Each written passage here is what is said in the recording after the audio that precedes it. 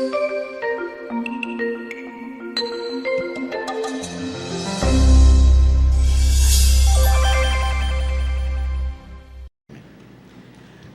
is God-given, therefore life is sacred, and every aspect of life is holy and important.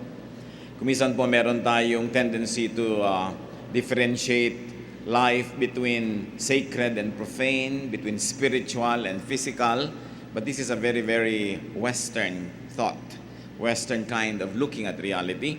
Bawat bahagi ng buhay ay may kabanalan, at magkasama yung napakatataas sa mga religious na mga usapin, pati mga practical na pang-araw-araw na mga issues ng buhay, lahat yan ay mahalaga. Kaya nga ba't amang mga aklat po sa Biblia ay may iba't ibang mga emphasis. Meron nag-emphasize sa mga ritual, may nag-emphasize sa mga calendars and events, may nag-emphasize sa mga pagdurusa, pagpapakasakit, at meron naman just how to enjoy life and make the most out of it. Not one is more important than the other. Lahat ng yan pinagsama-sama sa isang koleksyon para magkaroon ng lubos, ganap at well-rounded na kahulugan ng ating buhay.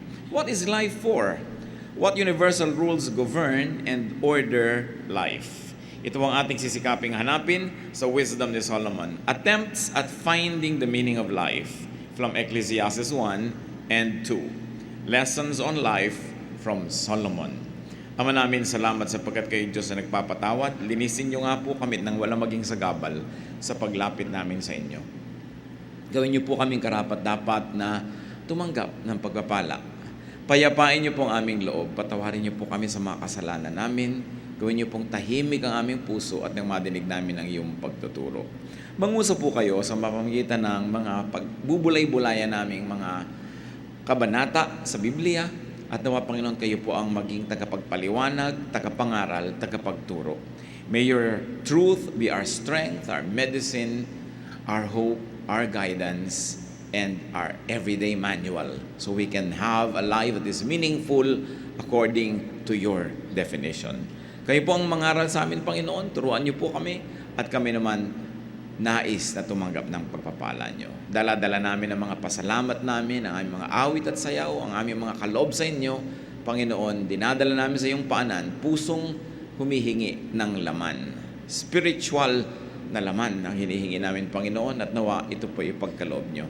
Quiet our hearts, protect us from all evil men and evil spirits. Bless our loved ones who are not with us, and may your safety be upon this holy assembly. We ask you, Father, confident that you hear, in the name of your Son, our Lord and Savior, Jesus Christ.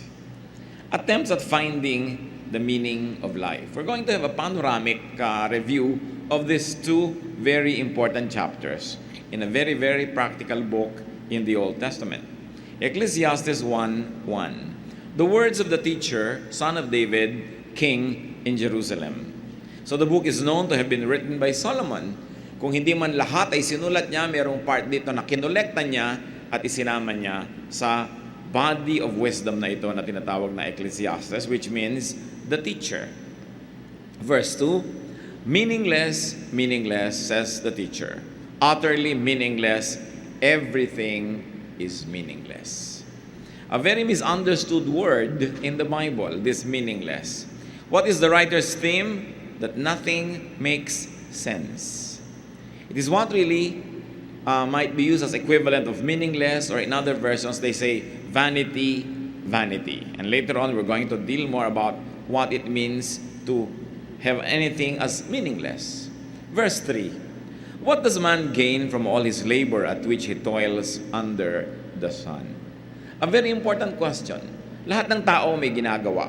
Merong magmamadali, merong mabagal, merong malaki ang ginagawa, merong maliit, pero lahat ng tao, meron siyang adhikain, meron siyang prinsipyo, meron siyang mga bagay that he dies and lives for. But the question here means to discover, to uncover the significance in what people do.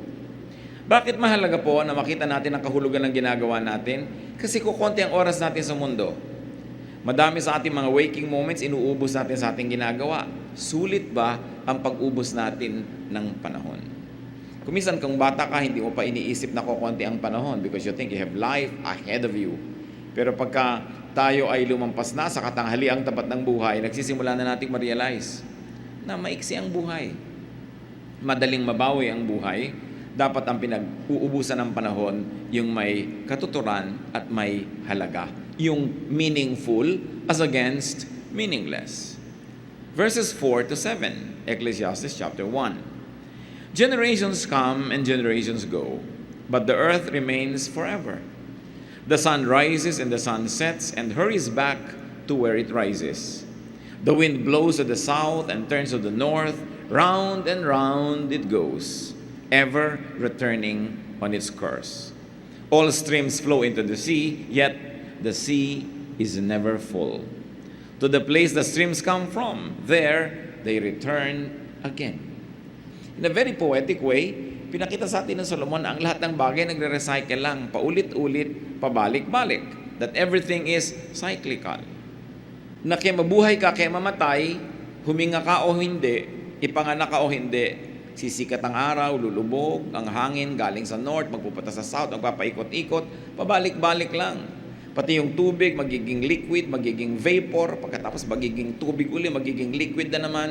Walang natadagdag at walang nababawas sa mundo mula nang ito ay nilikha. People do not make a dent on life. People don't make a dent on the world.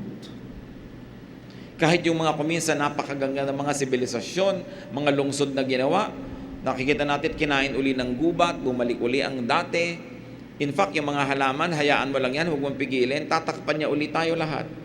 Kita nyo yung mga tulay, mga bubong, tinutubuan ng halaman, pag di mo binubunot, mga alulod, babalik uli sa lahat. Kahit anong pagsisikap ang gawin mo, babalik at babalik ang lahat. Ecclesiastes 1:8, all things are wearisome, more than one can say. The eye never has enough of seeing, nor the ear its fill of hearing. Hindi naman doon nasasatisfy ang tao. Hindi nabubusog ang mata kahit kailan. Hindi nabubusog ang tainga. Lahat laging kulang, gusto pa, more, more, more. So ano po ang isa sa mga lesson dito na mahinuha natin? That having more is not the answer. Coming from a king, the observation reveals that one may have all the resources but still not get satisfied. Sabi niya, the ear never has enough of hearing. Dumating na ba sa point na sobrang nadadinig yung musika na ayaw niyo na makinig? Dumating ba sa point na sobrang maganda na ang nakita mo, ayaw mo nang tumingin sa maganda? Hindi, lalo ka pang tingin ng tingin at lalo ka nagagandahan, lalong kulang at kulang at kulang. Dumating ba ang point na sa dami ng nakain mong masarap, ayaw mo nang kumain? Hindi na uubos ang appetites. So sabi niya, samantalang ito ang pinagtatrabahuhan natin. Marami tayong nauubos sa panahon. Just to see, just to hear, just to taste, just to have. Verses 9 to 10. What has been will be again.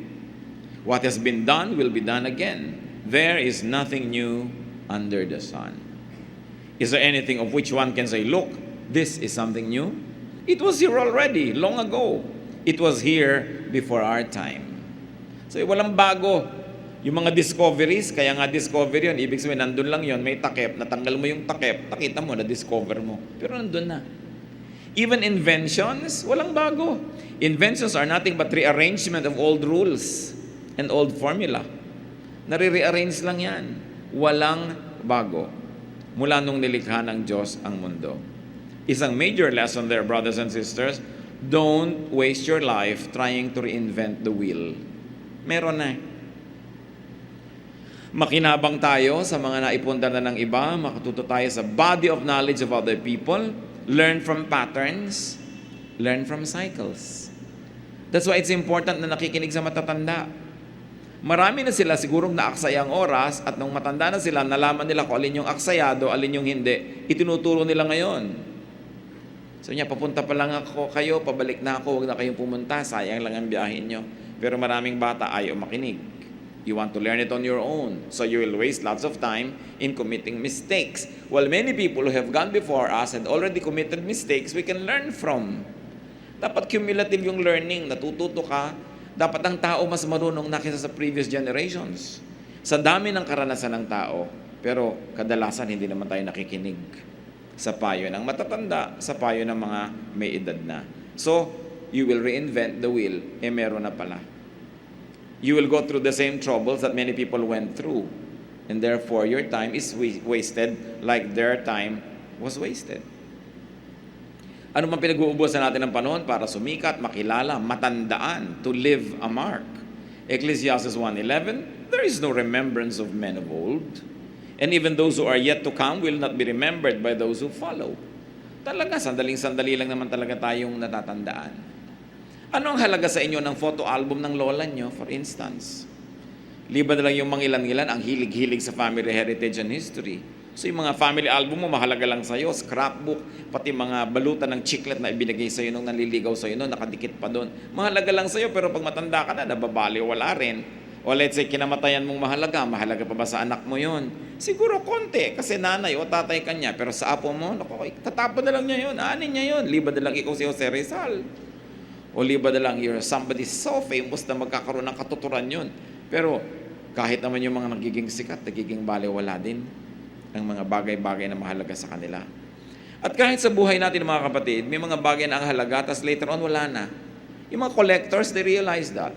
Some people spend half of their lives collecting things, then later on, pinoproblema nila, kanina kaya ako ito ipamana, wala na mainteresado. Kasi kung anong mahalaga sa iyo noon, hindi yung laging mahalaga. Don't waste your time to immortalize yourself. Wala yun. Kahit yung mga ating Cementerio del Norte, ang gaganda ng mga musilyo, ng mga pamilya, they think that they will be immortalized and remembered forever. Ngayon, tinitirhan na ng buhay yung mga libingan nila. So, yung mga iba, kinukuha na yung mga patay nila, nililipat sa iba dahil wala, nakakatakot na yung lugar na yan, hindi na siya in. Ganon din naman yung mga sphinxes at mga pyramids ng Egypt, that they thought they'd be there forever. Ang dami nila inilagay na wealth. Nung bumagsak ang imperyo nila, lagi tuloy hinuhukay yung mga libingan para makuha yung wealth. No, but this is forever. Pagka iniisip natin yung buhay natin, sayangin natin para lang magkamonumento ka, sumikat ka, maalala ka. Sayang kasi baliwala rin. At ito yung mga pinag-uusapan ni Solomon. Yung mga meaningless things. Para yung buhay natin, maitalaga natin kung ano yung meaningful. Para kung tayo babawian na ng buhay, wala tayong pagsisihan na nasayang ang ating panahon. Ecclesiastes 1:12-14. I, the teacher, was king over Israel in Jerusalem. I devoted myself to study and to explore by wisdom all that is done under heaven. What a heavy burden God has laid on men. I have seen all things that are done under the sun. All of them are meaningless, a chasing after the wind. Sabi niya, ako, king, lahat ng gusto kong gawin, nagawa ko, na-afford ko, lahat ng gusto kong project, lahat ng gusto kong pag-aralan, napag-aralan ko, ang gusto kong i-research, na-research ko, ang dami kong ginawa. Sinuri ko lahat yung mga bagay na yan. You know why Solomon could do that? Because his reign was very peaceful. He inherited a very powerful, united, and peaceful kingdom. Yung ipinundar ng tatay niya na si David, whose life was spent mostly in war, magulo, siya ang nakinabang. Tahimik na tahimik ang buhay niya, marami siyang pwedeng pag-aralan. At hiningi niya sa Diyos, bigyan siya ng wisdom, binigyan siya. Ang yaman-yaman niya, ang mga tao nagpupunta sa kanya para makinig sa kanyang katuruan. Pag may nababalitaan siyang marunong, ipinasusundo niya, ano ba yung runong mo? Ikwento mo sa akin. Dami-dami niyang alam. Pero sabi niya, alam niyo, ang nalaman ko lang, wala naman talagang dapat malaman. Wala naman talagang ganung kahalaga para pag-ubusan mo ng panahon na alamin. Wisdom could not help much in understanding life. That understanding life is like controlling the wind. It is impossible. At ito yung buong konteksto ng meaningless at chasing after the wind. Ang hangin daw ba ay nahahabol? At kung sakali mong abutan, kaya mo ba itong ikulong sa iyong mga bisig? Kaya mo bang yakapin? Kaya mo bang ilagay sa kahon? Kaya mo bang ilagay sa bulsa ang hangin? Kaya mong talian? Hindi. Sabi niya, yun ang paghahanap ng kahulugan ng buhay. Parang paghahanap at paghabol at pagkulong sa hangin. It is meaningless. Hindi ibig sabihin walang halaga, kundi walang katuturang gawin yan na sobra mong isipin ang lahat, sobra mong pakalimi-limiin, sobra mong bigyan ng logic, i-philosophize ang buhay, hindi mo kayang gawin yon. Walang nakakaunawa niyan. Sabi, tinangka ko yan, I had all the time, I had all the money, I had all the power. Ang sabi ko lang sa iyo, meaningless. Bakit daw? Ecclesiastes 1:15, what is twisted cannot be straightened. What is lacking cannot be counted. Kahit pagano ka karunong, sabi ganun, yung liko, hindi mo maituwid-tuwid. Kid nyo, ang dami-dami mga doktor, marunong sila na masamang manigarilyo, pero naninigarilyo. Pero marunong, di ba? Maraming mga, alam nila yung theory, pero hindi naman nila magsunod-sunod. Alam nila. At dahil alam nila, lalo lang lumalala ang kanilang discontentment dahil walang magawa yung alam nila. Halimbawa, ikaw ay doktor, alam na alam mo ang mga problema ng katawan ng tao, pero hindi mo pa rin maggamot. Sarili mong nanay, sarili mong anak, sarili mo rin. Namamatay ka sa sakit, sa kabila ng dami mo ring alam. So, ang ibig sabihin ba niyan, huwag na lang tayong mag-aral? Hindi naman yun ang tinutukoy ni Solomon. Hold on. But Solomon is really suggesting, accept the unchangeable. Kahit gaano mo kaalam ang tama at dapat, maraming dapat na hindi nangyayari. So kung mamamatay ka, magpapakamatay ka at papatay dahil sa mga dapat na mangyari, ay ganon, mauubos ang buhay mo. Maraming dapat na hindi talaga nangyayari. So sabing ganon, what is lacking cannot be counted. So go without the absent. Go without the lacking. Kahit kailan meron kang event, may absent. Pagka yung absent ang lagi mong inisip, hindi mo mapapansin yung present, lulungkot ka na naman. Sabi ganun, yung wala. Yung nandyan. What is Solomon trying to teach us? Huwag kang makipagtunggali sa takbo ng panahon. Wala siya, di wala. Pag nandyan, di nandyan. Pag nagawa mo na ang pwede mong gawin para nandyan siya, wala pa rin. Go on with life.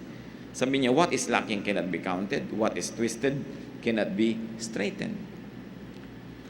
Twisted here doesn't mean negatively, ha? And straightened doesn't mean positively. Ang ibig sabihin lang, may mga bagay na tinatanggap na lang. Maraming mga magulang nagtatakwil ng anak dahil hindi matanggap yung anak kung ano man yung anak niya. Maraming mga anak lumalaya sa magulang kasi hindi niya matanggap yung magulang niya. Pinipilit niya yung magulang niya maging kung ano ang konsepto niya, kung ano dapat ang magulang. May mga magulang naman, gusto ang anak dapat ganito, anak ka dapat ganito ka, pero hindi ganon. Sabi ganon, twisted yan, hindi mo yan maitutuwid. Tanggapin mo siyang twisted. I don't mean moral and immoral. I mean, there are things you simply cannot change. At lang lalo kung yun ay nasa buhay pamilya, makakapagpalit ba tayo ng tatay at nanay? Makakapagpalit ba tayo ng kapareha sa buhay ng ganun-ganun lang? Makakapagpalit tayo ng anak, kapatid? Hindi. So tinatanggap ang mga bagay na hindi mabago ayon sa iyong panlasa. Para hindi lagi kayo nagtutunggali at hindi laging may struggle sa inyong buhay. Ecclesiastes 1:16-18, I thought to myself, look, I have grown in increase in wisdom more than anyone who has ruled over Jerusalem before me. I have experienced much of wisdom and knowledge. Then I applied myself to the understanding of wisdom and also of madness and folly. But I learned that this too is a chasing after the wind. For with much wisdom comes much sorrow. The more knowledge, the more grief. Sabi ko noon, wala namang naging mas marunong na hari dito kaysa sa akin. Talagang ako na ang pinakamarunong. Nalaman ko ang hindi naabot ng iba. Nalaman ko ang pinangarap lamang na alamin ng iba. So, sinubukan akong mga karunungan, sinubukan ko rin ang mga kahangalan. Sabi niya gano'n, baka doon nandun ang kahulugan ng buhay. Sabi niya, pero alam nyo, yung paghanap ng kahulugan ng buhay na ito, para lang paghahabol sa hangin. Sabi gano'n, it is meaningless. Hindi mo pa rin siya maiintindihan. At sabi, eto pa, habang rumurunong ka, lumulungkot ka lang. Habang dumadami ang alam mo, mas napapasok ka lang ng kalungkutan sa buhay. No? So, ang ibig sabihin ba nun, huwag na lang tayong marunong, hintayin muna natin kung ano sasabihin niya later. So, the teacher noted that understanding life was hard to do. That understanding life was as senseless as chasing the wind. Hindi natin lubos na unawaan ang buhay. Kung minsan, sunod-sunod ang dagok ng buhay, namatay ang kapatid, namatay ang nanay, namatay ang ganon, nagsara ang negosyo, nasunugan ang bahay, sunod-sunod. Tapos sasabihin sa iyo nung namatayan, bakit? Di ko alam. Di natin alam. Mabait naman ako, nag-church naman ako. Walang kinalaman yun doon. Hindi lahat may paliwanag. Hindi lahat logical and sensible the way we think of logic and sensibility. May mga bagay na, ayun talaga, nandun, kahit mo biyakin ang ulo mo, hindi mo siya mauunawaan kung bakit ganun. Bakit pinalaki ko naman ng mga anak ko ng ganito? Ba't nagkaganon? Hindi mo kayang lutasin yung iba. Meron tayong mauunawaan, pero may hangganan yung kaya nating unawain. Sabi ni Solomon, pinag-isipan ko na yan, huwag na kayo magsayang ng panahon. Makinig na lang kayo sa itinuturo ko sa inyo. We cannot understand life to the point of controlling it. Hindi niya minamasama na unawain ang buhay, pag-aralan ng buhay. Pero para mo unawain ang buhay, nang sa ganon, makontrol mo ang outcome nito. Sabi niya, that is a chasing after the wind. It cannot happen. You can never know the mysteries of life enough that you can master its direction and its outcome. Willing ka na gawin ang kaya mong gawin, tapos tanggapin mo kung ano ang magiging bunga nito, plus bunga ng iba't iba pa mga elemento na beyond your control. The teacher noted that more knowledge leads to more pain, or more exposure to pain, to suffering, or for capacity for both pain and suffering. Talaga, malaking burden na maging marunong. Mahirap. Lalo responsable ka. Pagka nga responsable ka, matutulog ka lang sa isang hotel, hinahanap mo pa yung fire escape, nasa may fire escape nito. Yung mga irresponsable, tulog na lang eh. Bukas, pareho din naman kayo nagising, ikaw pa itong nabawasan ng tulog. Yung mga sobrang responsable, nakasaksak pa ba ang plancha, babangon pa yan, bubunutin yan. Yung mga iba, they don't even care. Napakarami mga tao, ang sarap-sarap ng buhay dahil mangmang, dahil tamad, dahil hindi nag-iisip. Yung iba, inaalala, paano kaya ang enrollment ng anak ko next year? Hindi na mapagkatulog. Yung iba naman, bukas na enrollment, ngayon pa lang talaga naghahanap, ngayon paggagawa ng paraan, at nagtatabaan pa nga. Sabi ko, alam niyo, sobrang nag-iisip, sobrang responsible, hindi naman ibig sabihin, mas magiging maayos ang buhay niyo eh. Hindi naman ibig sabihin, mas sasaya kayo. No? Pero sinasabi rin ni Solomon, to be foolish and to be wise, pareho lang yan, pareho lang kayo mamamatay. Pero mas mabuti na rin wise. Sabi niya. Ecclesiastes 2, 1-3. I thought in my heart, come now, I will test you with pleasure to find out what is good. But that also proved to be meaningless. Laughter, I said, is foolish, and what does pleasure accomplish? I tried cheering myself with wine and embracing folly, my mind still guiding me with wisdom. I wanted to see what was worthwhile for men to do under heaven during the few days of their lives. Sabi niya, nung nagpakarunong-runong ako, lumungkot ako. Isipin niyo kung aalamin niyo lahat na nagdurusa, ilan ang may sakit, sinong mga iniwan ni ganito, sinong mga ulila, nilungkot talaga kayo. Pag nagso-social work kayo, makikita nyo lahat ng suffering, lulungkot talaga kayo. Mas masarap pa yung pag may bagyo, lagi nasa mall, enjoy ng enjoy. Ikaw naman na lumalangoy-langoy sa baha, nakikita mo lahat ng pagdurusa. Sino sa inyong dalawa sa palagay mo tutulog ng mas maimbing? No? Sabi niya, pero mas mainam pa rin yung wise, mas mainam pa rin yung godly. Sabi ni Solomon, pero dahil lumulungkot ako at yung dumadaming nalalaman ko, sinubo ko naman, sabi gano'n, na magsaya, maglasing, magpakasarap sa buhay. Sabi ko noon, pero tatandaan nyo, may wisdom still guiding me. Hindi naman ako todong nagwala. Sabi niya gano'n. Pero tinikman ko, sinubukan ko lahat, pati mga kahangalan ng mga tao. Hindi ako sang-ayon kung ba't gano'n sila mamuhay. Baka may alam silang hindi ko alam. Baka may ligaya silang hindi ko maranas sa maiksing buhay na ito. So aalamin ko, sabi niya. In search of meaning, in search of the best way to live or the maximum benefit in life, the teacher tried fun and enjoyment and wine. What was his conclusion? He realized that laughing and having fun doesn't do much good. Yung wala rin eh. Yung tawa ng tawa, bukas walang pera. Yung sobra ding saya, laging masaya, biglang bukas malungkot. Napapansin nyo ba yun? Yung pag sobrang saya ka, biglang may kasunod na lungkot. Sabi niya, nagbabalance din kasi ang buhay eh. Kung sobra kang lungkot, sumasaya ka naman. Kung sobra kang saya, lumulungkot ka, nagbabalance lahat. Kaya sabi ko, kahit sa kamalagay, pareho lang yan. So, wala pala sa pagsasaya. So, gumawa siya ng ibang paraan. Verses 4-6. I undertook great projects. I built houses for myself and planted vineyards. I made gardens and parks and planted all kinds of fruit trees in them. I made reservoirs to water groves of flourishing trees. So, nag-green revolution siya. Nagtanim siya, nag-backyard farming, naggawa ng mga irigasyon para sa ikabubuti ng mga tao, sa kakahanap niya ng kahulugan ng buhay. At marami rin sa atin gumagano, nagkakawang gawa. Hindi dahil ang yaman-yaman, kasi naghahanap ka rin kung saan ilalagay ang sarili mo, saan ka nga ba sasaya. Verse 8, sabi niya, hindi ko pa rin nakita doon, I amassed silver and gold for myself, and the treasure of kings and provinces. I acquired men and women singers, and a harem as well, the delights of a man's heart. Sabi, okay, aside from my very, very fruitful agricultural projects, nag-ipon din ako ng maraming kayamanan. Marami akong kinita. Many kings come to me and pay their dues to me just to hear me talk. Ganun kasi karunong si Solomon. Ganun, kumuha ko ng mga singers. Kantahan naman. Walang katapos ang mga singers dyan. At may harem, alam niyo naman, libo-libo ang kanyang asawa. Diba? Daan-daan ang kanyang mga pinakasalan. But of course, it was a political move also of a very wise king, no, to consolidate his empire through intermarriages. Sabi niya, I did all the delights of a man's heart. Ginawa ko rin yan.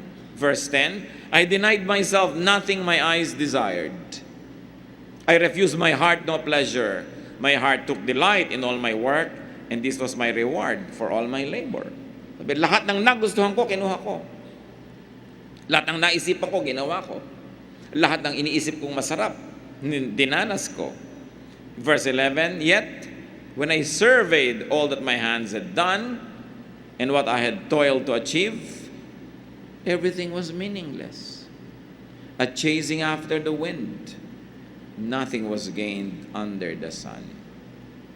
Sabi, wala ako naidagdag sa mundo. Dumami nga ang mga babae dito sa palasyo ko na kontian naman doon sa pinanggalingan. Pareho lang. Sabi nga, no? Nagtanim ako dito pero hindi doon tumubo dito. So, nandito rin. Pero wala naman talaga nadagdag sa planeta. Wala naman talaga tayo na idadagdag sa planeta. Subukan yung bumili ng mga halaman sa Bulacan Garden na puno ng halaman yung bahay nyo pero naubusan naman sila. Lumipat lang. Nagpapalipat-lipat lang. Wala tayong naidadagdag. Magpapatayo ka ng bahay pero may mga batong tinibag kung saan. Buhangin kinuha kung saan ilog. Napunta lang sa lugar mo. Pero wala naman. Nagpalipat-lipat lang. So the teacher tried and enjoyed great and productive and fruitful projects. It was beneficial to others as well. He tried construction, agriculture, irrigation, ownership, acquisition of slaves and laborers, even animals. He tried entertainment and romance, fame and wisdom, boundless freedom, even enjoyment of what he did. His finding, everything was simply not worth the trouble. A chasing after the wind. When you try to shepherd the wind, you cannot do that. Sabi niya, ito ang napapala ko sa paghahanap ng lahat ng logic at kahulugan. Alam niyo po, mas mainam pa kuminsan yung walang-wala ka pero umaasam ka, kesa nasa iyo ng lahat, tas hindi ka masaya at hindi mo na malaman kung ano pang aasamin mo. Mas nakakalito yun. Yung walang-wala ka, alam mo yung gusto mo. Minsan tuwang-tuwa ako sa mga wage earners. Kapag nagka-1,000 lang ako, alam na alam niya kung anong gagawin niya. Pag nagka-5,000 ako, alam na alam ko kung anong gagawin ko. Yung nagkaroon ng konting bonus, wow, kain na sila sa kung saang restaurant ng pamilya niya. Nagkaroon lang ng 2-day holiday, alam na alam nila, pupunta sila kung saan. Pero yung ang dami-daming pera who can go anywhere, saan nga ba tayo pupunta? Ano bang gagawin natin? Ano bang bibili natin? Ewan ko kung marami na sa inyo nakakaranas sa ganung level na sa dami, hindi nyo malaman ang gagawin. Pero kung nararanasan nyo yan, alam nyo ang tinutukoy ko. Mas mahirap yung meron kang resources as hindi mo alam kung anong gagawin mo kaysa sa wala, tas alam na alam mo. At least may goal ka. May hinahangad ka, may inaasam ka. So, litong-lito na yung Solomon. At siguro kayo rin. Ano nga bang mapapala natin dito sa Ecclesiastes na to? Chapter 2, verses 12 to 17. Then I turned my thoughts to consider wisdom and also madness and folly. I saw that wisdom is better than folly, just as light is better than darkness. Okay, kita nyo na yung sinasabi niya, huwag pa rin tayong pumili ng foolishness. Yung mas mainam pa rin, kahit pareho lang yan, iba pa rin yung wise. Iba pa rin yung nasa panig ka ng katuwiran.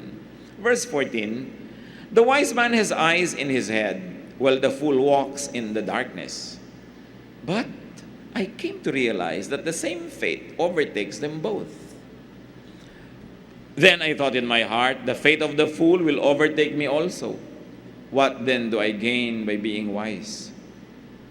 I said in my heart, this too is meaningless. For the wise man, like the fool, will not be long remembered. In days to come, both will be forgotten. Like the fool, the wise man too must die. So I hated life, because the work that is done under the sun was grievous to me. All of it is meaningless, a chasing after the wind. So niya, alam nyo, mas mainam yung matalino ka kaysa hindi ka matalino. Righteous ka kaysa unrighteous ka. Pero ito sabihin ko sa inyo, matalino ka matindi, righteous ka man, pareho lang kayo mamamatay. Sabi niya. Kaya ito naman, konsolasyon nung hindi masyadong matatalino. Ay, mamamatay ka rin. Sabi niya doon sa matalino. Sabi niya doon sa mayaman, mamamatay ka rin. No? Nakakaroon siya ng konsolasyon. Pero yun namang mayaman na, sabi niya, anong napala ko? Anong napala ko sa pagpakatalino? Pareho lang kaming mamamatay nung hangal na yan na naglalakad sa labas. Di ba? Minsan donyang-donya ka, ang bango-bango mo, ang yaman na yaman mo, tapos yung maid mo, pareho lang kayong mamamatay eh. Ang ganon. So ano nga ba talaga ang pinagkaiba? Ano nga ba ang special sa buhay? The teacher realized that wisdom and foolishness are both meaningless. They're almost the same. But though wisdom and foolishness are both meaningless, sabi niya, wisdom still better. Why? Because wisdom is on the side of godliness, of God. Namamatay kang masama, mabuti na yung mamatay kang mabuti. Namamatay kang gutom, mabuting mamatay kang busog. So kahit pare-pareho tayong namamatay, meron pa rin namang advantage yung nag-iisip at yung may katuwiran. But though wisdom is better, both the wise and the foolish die and experience the same things. Lumulungkot din ang mayaman tulad ng mahirap. Nagkakasakit din yung mayaman tulad ng mahirap. Masakitin pa nga madalas. At namamatay din yung mayaman at sabi, pareho lang kayong malilimutan. Nakita nyo, gaano ba karami natatandaan natin sa mga pharaoh? Gaano ba karami natatandaan natin dun sa mga hari at mga reyna na may mga magagandang puntod? Pareho lang. Nung mga natumbal na lang dyan sa gilid ng daan at tinubuan ng damo at nakalimutan na siya ng mundo. So the teacher began to hate life. Sabi niya, nawalan ako ng gana sa buhay. Or you might want to say, the teacher began to love life less. Again, this sad realization could be brightened up if one didn't take life seriously. Sabi niya, masyado ka kasing serious, masyado mong iniisip, kaya tuloy nababahala ka. Mag-isip ka lang nung dapat mong isipan, yung iba, huwag mo na silang isipin. Ecclesiastes 2:18-19, I hated all the things I had toiled for under the sun, because I must leave them to the one who comes after me. And who knows whether he will be a wise man or a fool. Yet he will have control over all the work into which I have poured my effort and skill under the sun. This too is meaningless. Sabi niya, alam niyo, isa pang walang katuturan sa buhay, hindi mo maintindihan, sobra ka nagpakahirap, nagpundar, nagpakatino, at nagpayaman, tapos mamamatay ka, may ibang magmamana. At kung siya man ay matalino o hindi, doesn't matter, sa kanya mapupunta yun. So niya, di ba, meaningless? Dami-dami mong pinaghirapan, tapos mamanahin lang niya. Isipin mo ang isang tatay na nagtrabaho, pagkatapos namatay. Minana ng asawa niya, tapos nag-asawa ulit ang asawa niya. Itong walang kahirap-hirap na lalaking ito, suddenly, no? Nakahiga sa kanyang kama, ginagamit ang kanyang kotse, at nag-e-enjoy sa kanyang pinundar. Or, hindi man sa asawa yon, nagpundar ka, minana ng anak mo, yung kung sinong tao napangasawa ng anak mo, biglang kalahati na siya, na may-ari. Namatay pa yung anak mo, dinapunta sa kanya lahat. Nag-asawa siya ng iba, di dalawang total strangers sa buhay mo ang nagmana ng lahat ng pinundar mo. Sabi ni Solomon, di ba nakakalungkot isipin yan? So anong leksyon? Sabi niya, ang hirap naman kasi magpundar, ang hirap magpakayaman, pinapagod mo ang sarili mo, nag-aalala ka, hindi ka mapakali hanggang hindi napipirmahan yung contract, hindi ka napapakali hanggang hindi tapos yung deal, you have sleepless nights. Pagkatapos kung sinong makikinabang, so the time and the capacity to enjoy the fruits of one's labor is limited. And this is what makes life sad. He's limited only to his short lifetime. Other people would eventually inherit one's wealth and even fame, whether they are wise or foolish. Verses 20 to 23. So my heart began to despair over all my toilsome labor under the sun. For a man may do his work with wisdom, knowledge, and skill, and then he must leave all he owns to someone who has not worked for it. This too is meaningless and a great misfortune. What does a man get for all the toil and anxious striving with which he labors under the sun? All his days his work is pain and grief. Even at night his mind does not rest. This too is meaningless. Kaya yung kasabihan na the first generation works hard to put it up, the second generation enjoys it, the third generation sells it. Sino bang nagbebenta ng mga bukid? Mga apo. Sino nagbebenta ng mga antik? Mga apo. Sino nagbebenta ng lahat ng mga naipundar? Mga apo. Kasi wala na silang affection masyado doon sa lolo at lola na nagpundar noon eh. No? Yung sabihin ko noon, nagpakahirap-hirap ka, tapos ibebenta lang nila, papakinabangan ng iba. So the teacher's study and realization depressed him. Tinatanong niya, bakit nga ba kailangang iwan ko sa iba ang pinaghirapan ko? Mga mana. Siyempre, pag sinabing hard work, it includes actual labor and the anxiety that goes with it. Pagka nagtatrabaho ka, hindi lang pagod ang iyong katawan, pagod din ang isip mo, nag-aalala ka, marami kang iniisip, marami kang stress para maipasok mo ang kabuhayan. Tapos nagkaroon ka ng ulcer, nagkaroon ka ng mga sakit, kung ano-ano nangyari sa'yo. Tapos mamamatay ka ngayon, mamanahin ng iba. Kadalasan, lugi ang nagpundar. Lugi. Luging-lugi. Katulad nung naghirap halimbawa ang asawa sa Saudi Arabia, ibibili ang asawa ng mga kwintas at kung ano-ano mga ginto-ginto, no? Talagang halos masubsob sa lupa sa dami ng suot na alahas. Kasi sabi daw, investment. Pero sa oras ng pangangailangan, hindi pa kalahati nun ang halaga na mabebenta yun eh. Babarat-barating ka eh. No? Meron bang nakabenta ng alahas sa oras ng pangangailangan na tipak ang benta? Laging palugi. So lugi yung nagpundar. Parati. So sabi nito na naman si Solomon sa 24 to 26, a man can do nothing better than to eat and drink and find satisfaction in his work. Sabi niya, ayaw niyong malugi, etong gawin niyo. Araw-araw, you must enjoy some food and some drink, and whatever you do, find satisfaction in it. Kung nahihirapan kayo, huwag yan ang gawin niyo. Kasi ito ang dami-dami kong kikitain. Pero naman naubos ang kalusugan mo, lumungkot ka, ipapamana mo lang sa iba. Find something else. Kahit konti lang yung income that you enjoy. Para hindi ka lugi. Merong napunta sa'yo. So niya, this too I see is from the hand of God. For without Him, who can eat or find enjoyment? To the man who pleases Him, God gives wisdom, knowledge, and happiness. But to the sinner, He gives a task of gathering and storing up wealth to hand it over to the one who pleases God. This too is meaningless. A chasing after the wind. Sabi, isa pa tong hiwaga, hindi mo maintindihan. Merong mga taong bigla-bigla na lang silang dinadapuan ng kayamanan at mga magagandang kapalaran. Meron namang hirap na hirap, pero wala pa rin mangyari sa buhay nila. Hindi ko man naghihirap kami mangyayari. Hindi ka naghihirap, walang mangyayari. So yung ganon. Hindi mo maintindihan ng formula. Pero para na lang kayo wag malugi, wag niyong kakalimutan to enjoy the little things in life. To eat, to drink, and to find satisfaction in your work. Mahirap gawin yan, lalo yung mga hirap na hirap magpundar, hindi na makakain halos yan, sumasala sa oras, hindi na makakalasap ng ginhawa. Nakikita nyo halimbawa, kahit yung mga first generation, mga traders yan sa Binondo, hirap na hirap talaga ang sisipag. Doon lang sila nakatira sa entresuelo, doon sa ibabaw lang ng tindahan nila, doon na umiikot ang buong mundo nila. Pero after 20-30 years, biglang lilipat sila sa Dasmariñas Village. No? Pagkatapos, sinong sobrang nag-enjoy no na? Mga anak, mga manugang, at mamaya mga apo na. Usually, yung first generation, konting-konti ang na-enjoy. So, itong tinutukoy ni Solomon. Sabi ganoon, dapat kung nagtatrabaho ka, nagpupundar ka, huwag mong kakalimutan yung sarili mo, mag-enjoy ka rin. At symbol lang yung eat, drink, and find satisfaction. What Solomon is saying is, habang nag-iipon ka, dapat may ginagastos ka rin para mag-enjoy ka. Huwag kang ipon lang ng ipon, tapos iiwan mo sa iba. Ang sama tuloy ng loob mo pag namamatay, nilalagot na yung leeg mo, ayaw ko pa mamatay. Kasi hindi mo pa na-enjoy.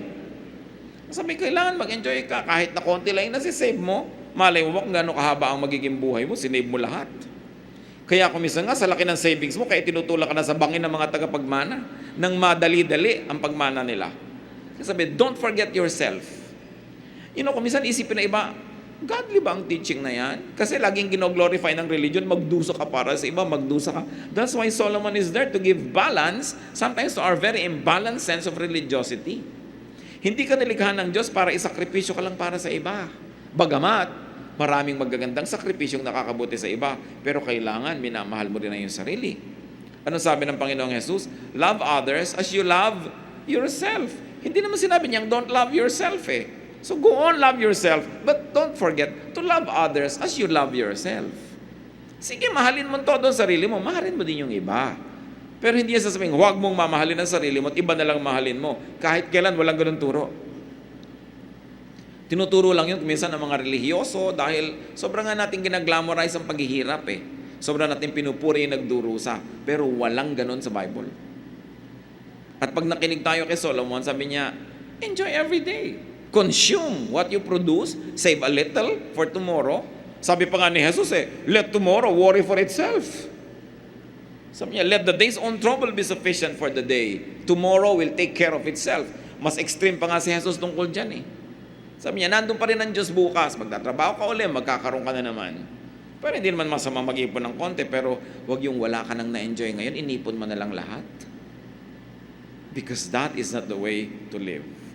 And since you can no longer enjoy the fruits of your work beyond earthly life, what should you do? Enjoy them now. At present, live in the present. Ang daming magulang, ang pagdurusa, mapag-aral lang ang anak. No? Hindi na kumakain na masarap. Mga magulang sa probinsya, buong semestre, nagdidildil sa asin. Uuwi ang anak pag semestral break, kukunin lahat yung inipon nila. Tapos text and text. Gusto pa ang mga cellphone, mga mahal. Tapos gimmick ng gimmick ang pagdurusa ng mga magulang. Pwede mong gawin yan. Pero kung talagang sobrang hirap nyo, di mag-working student siya, bakit mong gagawin siyang prinsipe at prinsesa? Tapos kayo, wala nang ginawa kundi tiisin ang buhay nyo. Di ba? Na wala na kayo nakaing masarap, pagkatapos biglang nag-asawa, nalimutan ka na. Para wala kang regret sa buhay. Kasi pag inilagay mo lahat yung, ilalagay ko lahat sa kanya, total, mamahalin niya ako. Paano kung di kami nahal? Habang buhay ngayon, pagdurusa at pagsisisi ang laman ng puso mo, sama ng loob. Kaya sabi ko, meron ka, meron din ako. O meron ka, meron din ako. We've got to learn to love ourselves also. Why? Because life is a gift from God to be enjoyed. It is not a ministry to suffer from. While, yes, there are worthwhile ministries in life, but you were not created by God just for ministry. You were created by God because God loves you and God likes you to have fun, to enjoy life. At the same time, to do good. Balance. Hindi one way. Because you can never carry your treasures to the grave, enjoy the simple, affordable, and available pleasures of both consumption and production. And this is where Solomon is very profound. Iniisip ng marami ang enjoyment sa consumption lang. Di bali, magtrabaho tayo na magtrabaho, mahirapan tayo na mahirapan. Sa weekend naman, may day off tayo at mag-enjoy tayo. Hindi yan ang tinuturo ni Solomon. Ang tinuturo niya, paski yung Monday to Friday na nagtatrabaho ka, dapat enjoyin mo yan. Kasi yung Monday to Friday last week, hindi na babalik ever. Kahit mag-enjoy ka sa Saturday and Sunday, yung Monday to Friday mo na hindi ka enjoy, nalugi ka na rin. Paano natin gagawin yon? Unang-una, sa abot ng ating makakaya, do work that you enjoy. And of course, if you are being paid to do something you enjoy, you're actually playing. You're not working. So dapat tayo, habang lalo na yung maaga pa lang, nagsisimula ng karir, ibagay nyo sa inyong mga taste ang gagawin yung trabaho. Kahit merong mas malaki ang kita pero hindi kayo enjoy, doon na lang kayo sa moderate ang kita or less pero enjoy kayo. Kasi bawat oras na nandun kayo, meron kayo enjoyment kaysa puro kayo pagtitiis at pagdurusa. At kung kaya nyong kumawala sa mga ginagawa nyo ngayon na hindi kayo enjoy, then kumawala kayo. Sa bahay halimbawa na hati-hati ang trabaho, ayaw na ayaw mo maglaba pero enjoy ka mamalansya, makidil ka sa isang kapatid mo o ikaw maglalaba, ako mamalansya. Para pareho kayong enjoy kasi gusto na niyang nilalaro-laro yung mga bula-bula, saya-saya niya pag naglalabas siya. No? So, hanapin mo yung gusto mo at yan ang gawin mo. Sinasabi ni Solomon, huwag lang yung nagdurusa ka lang dyan. Because work must be enjoyed as an end in itself. Hindi lang siya means to earn. Kailangan means din siya to be happy and to find satisfaction. Kaya sabi niya, find satisfaction in what you do. Enjoy your consumption and even your production. Solomon is saying, whatever it is that you face, enjoy the moment. Hindi na yan babalik. Sayang pag hindi mo na-enjoy. Such enjoyments are God-given and God's gift to His people. To find meaning in life, let me be emphatic, as Solomon was emphatic, enjoy your work. The process, the environment, the workmates, the benefits, the challenges, and the fruits. Lahat yon, the whole work. Find ways to enjoy. If what you do is not naturally enjoyable, find ways to enjoy it. One of the marks of intelligence is that you are able to manipulate your environment for your benefit. So find ways to enjoy. Since one's gain at work must be left behind to people who didn't work for them, then better enjoy it to the max. Every day, every moment. Better yet, dahil hindi nyo naman may enjoy pag nasa kabilang buhay na kayo, hindi nyo na makokontrol ang inyong kayamanan kung meron man, share it with the people who labor with you. Kung minsan nakakalungkot, merong mga may-ari ng kumpanya, pabrika, whatever, business, ang kukuripot sa kanyang mga empleyado na nagasgas na ang lahat ng bahagi ng katawan katatrabaho, no, para kumita yung buo niyang machinery. Ang liit-liit magpasweldo, ang kurikuripot sa benefit. Tapos kung magbigay sa apo, na wala namang kahirap-hirap, ang laki-laki. Ang inipon para sa mga tagapagmana, ang laki-laki. That is unjust. While you have power over the wealth or the resources that you make, be generous to those who help you make them. Kaya habang maaga, mag-share. At kung kayo maraming kayamanan, huwag nyo nang antayin na yung mga tagapagmana ang mag-decide kung paano yung hahatiin. Hatiin nyo na legally. Habang malino pang inyong isip at kaya nyo pang pumirma, napakaraming bangkay na pag tiningnan mo, bakit para siyang bumoto? May tinta sa thumb. Aba, may matinong kamag-anak na habang naghihingalo siya, nagpatatak na ng mga kung ano-anong mga deed of sale. By the way, alam nyo ba na mahahalata mo pag patay na yung nagtatak? Iba ang tatak ng patay na at buhay. Malalaman mo yun. Kung nanghihina ka na, may kumukuha na ng kamay mo, nilalagyan na ng tinta, wala ka na magawa. So, kailangan gawin mo yun habang kaya mo pa. Alam niyo po yung mga gulo-gulo ng pamilya because of the mga will, no? Magsulat lang kayo na isang page. Ito ang aking last will and testament. Ganito gusto kong mangyari dyan. Tapos pirmahan nyo. That is binding. Kahit walang abogado, binding yon. Basta mapatunayan, authentic ang inyong pirma. Kung napapirma nyo pa ang dalawang witnesses, lalong mas binding. Dinaan nyo pa sa abogado, mas binding pa. Pero huwag kayong mag-iiwan ng gulo. Kasi kadalasan, ang gulo-gulo nyo mga hatian na yan dapat ayos. Granting na may hahatiin, at may paghahatian. Ngayon kung utang, mas mahirap naman yan, utang pang iniwan ninyo. Profit sharing is important. So, increase natin, bigyan ng benefit, bonuses sa mga workers. Huwag lang ipamana sa apo. Bulag na pag-ibig dahil lang apo mo o anak mo, dun mo na ilalagay, hindi mo naman katulong sa paggawa ng kabuhayan na yon. Dapat mas bukas ang iyong puso dun sa mga katuwang mo, kahit pa nga mo sinusweldohan ang mga yon. Ano pa pag ginawa mo yon, it will give you more return in terms of gratitude and affection, goodwill, inner satisfaction, and definitely God's pleasure. Because God wants us to be good to our workers and to our laborers. At nakakatiyak ka, marami makikipaglibing sa'yo pag ginawa mo yung ganong kabutihan. Therefore, do not fret about who inherits it. Hindi naman talaga natin makokontrol. Huwag nyo nalang sobrang damihan. Produce and enjoy in your time, then let go when it's time to go. Dahil nagawa mo na at ayos ang iyong sambahayan. Isa sigurong lesson dito mga kapatid, do not produce too much money. And let me emphasize this other half of my sentence, at the expense of your peace and enjoyment. Huwag kang sobrang mag-produce, ikaw na to yung nagkaulsar-ulsar, nagkagulo-gulo, nagkalubog-lubog, nahirapan. Make it easy on yourself. Make and get only what you need for a lifetime, for your time, or even for a day. And if things seem meaningless, find their meaning and give them meaning. Pag lagi mong hinahanap kung anong kahulugan ng buhay, hindi mo naman makita, di ikaw ang umimbento ng kahulugan. Ano ba ang kahulugan ng buhay na gusto mo? Ano ba ang magandang kahulugan ng buhay na hindi naman sasalungat sa nakasulat na salita ng Diyos? Di, imbentohin mo ang kahulugan mo. Ano ba ang kahulugan sa'yo? Ano ang masayang buhay sa'yo? May right ka na i-define yon para sa sarili mo. Don't let the standards set by others dictate on you kung ano ang mahalaga sa'yo. If the wind could really be shepherded or controlled, then Solomon would have found the answer. He never found the answer because the wind could not be controlled. But you can still enjoy the wind. Kahit hindi mo malaman kung saan ang galing ang hangin, hindi mo makontrol kung saan siya pupunta, habang dumadaan sa iyo, pwede mo siyang enjoyin. So enjoyin mo na lang siya kung ano man yung wind na yon. May mga tao na kung saan galing, kung saan pupunta, hindi mo rin control. Pero habang kasama mo, make it nice. Kung minsan, nagkakaroon ka ng kaibigan, nagkakaroon ka ng kasintahan. Mas ayaw mong gawa ng mabuti, ayaw mong mahalin ng todo. Sabi mo, baka mawala din to. Kahit naman pinakasalan mo na, hindi ka pa rin nakakatiyak na laging nandyan yan.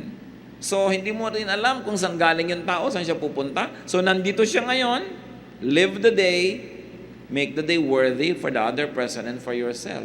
And if you have to say goodbye tomorrow, then say goodbye without regrets because you had yesterday.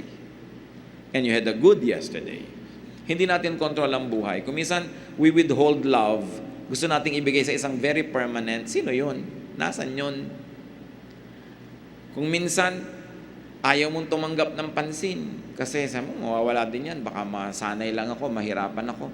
Hindi mahirapan ka na lang bukas. Nag-enjoy ka naman ngayon. Kesa sa, hindi ka nga nahirapan bukas dahil hindi ka naman nag-enjoy ngayon. There's nothing to miss. Many people miss out on what's meaningful and what's passionate in life because they're too afraid of losing them tomorrow. If you lost them tomorrow but you had them today, then it's worth it. Then you never had it at all. So, pagka tinignan natin si Solomon, very practical ang mga turo niya sa buhay. Hindi niya tayo ine-encumber ng maraming mga kung ano-anong doktrina. Hindi niya tayo ginuguluhan ng kung ano-anong mga divisive religious thought. Pero ang concern niya, that you have a grasp of what you want in life, do what you can to pursue it, do not work too hard, enjoy the day, enjoy the moment, and if you have to die, then die. Wala kang pinagsisihan dahil nabuhay ka. At tulad ng sinasabi niya, stop looking for specific things. Just enjoy whatever you find. Parang shopping. Pag may hinahanap ka na ganitong damit, ganong size, ganong kulay, pagod ka na, nahalungkat mo na yung buong tindahan, wala kang makita. Ba't hindi ka na lang tumingin-tingin ng baka makita mo at magandahan ka, di yun ang bilin mo, di ka pa napagod. But when you always have a specification of what you want, most of the time, you will just be searching and you won't find it. So why don't you just open your eyes to things that are not nice, that you never even imagined to have existed? Because they can also give you happiness. Yung maraming masyadong requirement, bihirang sumaya. Madalas bigo, kasi susukatin nila ang lahat sa kanilang inaasahan. They are not ready for surprises. And when pleasant surprises come, they are not even ready to appreciate it because they're fixated on their specifications. Dapat marunong tayong mag-adjust. What cannot be straightened, cannot be straightened. What is absent, is absent. So you make do with those who are present. And in all your work, do it for God. Do everything as if God wants you to do it. Because everything we do can please God if we do it with all our heart. If it is godly, and of course it is good. 1 Corinthians 10:31, whatever you do it all for the glory of God. Kung saan ka man ngayong station nalagay sa buhay, complete man o incomplete ang happiness mo dyan, do it with feelings. Do it well. Do it as unto the Lord. And you will find joy in it. Because God will let joy flow into your life. Because God loves a cheerful worker. Hindi yung nagdadabog, naiinis, because you will be blinded by your emotion and you won't see what is nice in life. So walang conclusion ang ating pag-aaral. tatangkain nating basahin pa ang iba pa mga books ng Ecclesiastes. Napaka-importante na hold your conclusion and let's just let Solomon carry us through his wisdom, hold us by the hand, and probably open our eyes here and there to see nice things we have not seen, and to allow us to just gloss over things that we don't like, but we have to accept anyway. Heavenly Father, we thank you for the wisdom you've given to Solomon. Our prayer is that you will enable us to partake of this wisdom, give us eyes that see and ears that hear, and make our minds open to your leading, and use Solomon's wisdom that you have given to him so that we can find better meaning in life, or whatever it is, Lord, our daily life will much be better. Bless us, and may your mercies be upon your people. Spend some time in prayer and ask God for personal messages coming from these 2 chapters.